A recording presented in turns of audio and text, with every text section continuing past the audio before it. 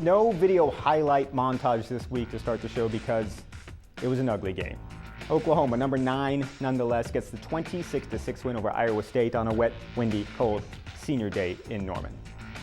Hi, and welcome to, can you believe it, week 13 of The Quest, sponsored by Call Oki. I'm your host, Gaiman Fontenot, and I'll be leading the way as we dig through the top plays of the week on the way to numero uno, as voted on by you, the viewers. Let's dig right in. With the number 4 play for the week, we call it Franks Can Fly.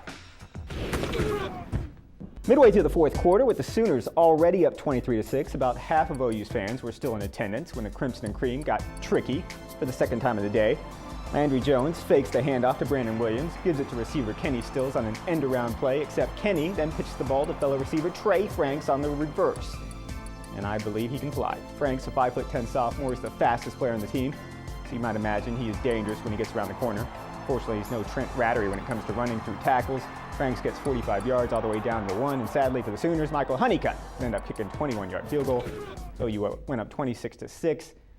Franks also had a 43-yard run earlier in the day on a reverse as well. He averaged 44 yards per carry on the day. Not bad. It was a close vote between third and fourth place this week. Every vote counts on the Quest. Some weeks more than others. So, sticking with the cold, windy, and wet game down in Norman, we move on to play number 3, which we call Finch Flinch. This is really nothing new. Seems like the super quick Sooner sophomore is represented on the Quest every week. So with only OU playing, of course, the little guy who is referred to as Mighty Mouse by his teammates again makes the cut, literally. How would you like to be a huge defensive tackle like poor number 94 from Iowa State, trying to get a hand on the 5'7" Finch? I think you wouldn't like that one bit, because he would probably make you look silly on his way to a 6-yard gain. Finch ran 15 times, 83 yards. How will adverse weather affect him in Bedlam on Saturday? I don't feel like it'll change my game at all. I've played in some harsh conditions before. It's all about the mental process and not letting it get to you mentally. I'm just very excited and ready to play. And I know my team is ready to play. And I'm just excited to go out there and just show the country what type of back that I am and play on the big stage. We'll see if Mighty Mouse can save the day Saturday at the Boone. So on we advance to the second half of the countdown at number 2 for the week. We move to the defensive side of the ball. Coming in at number 2 for the week is Travis. Takes it back.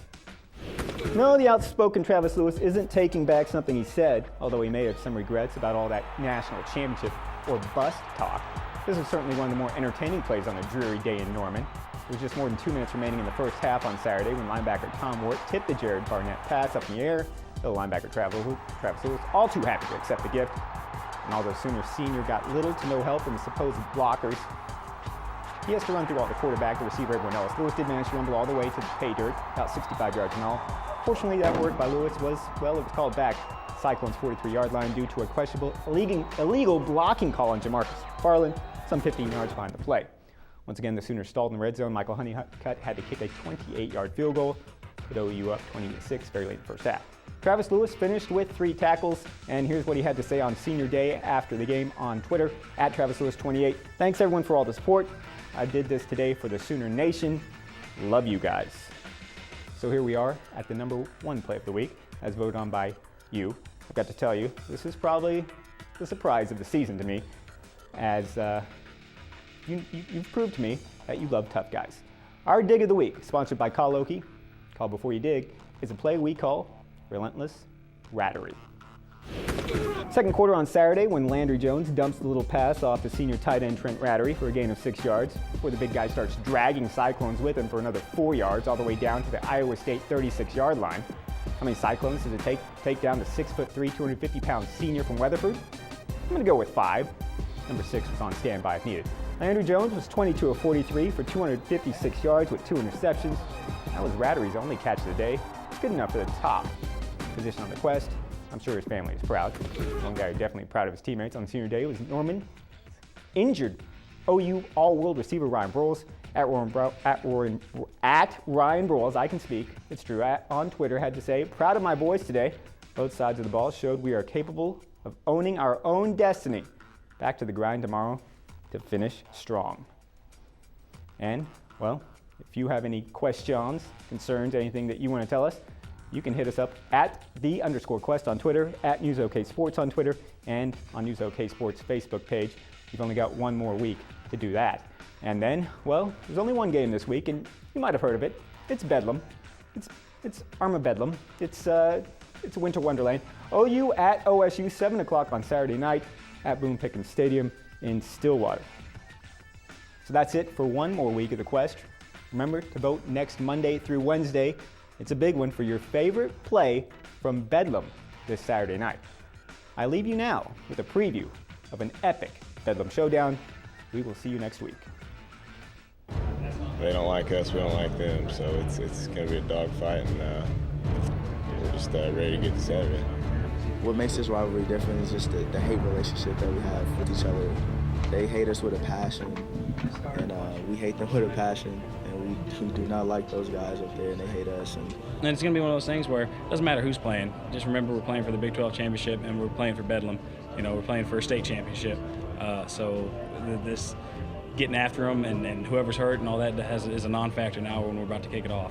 You just know that they're going to be a good team. You know that you're going to be playing one of the best teams in the country, and right now they're one of the top teams in the country for sure. And both sides of the ball, they're playing really good football. So it's just a big challenge, and that's what you come here to these type of schools to play in these type of games.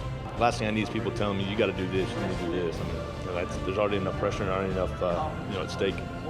You got to know that anybody can beat you in any day, and OSU, they're a great offense. They're a great team. So you can't go in there thinking like, all right, we'll just roll our hat out there and everything will be all right, because you'll get beat doing that. Hey, it's time to put up or shut up. It's time to beat them. If not, then you're just a nice team. I think character is revealed in your times of adversity, in any phase, in anything in life. I think character is revealed, not built, revealed.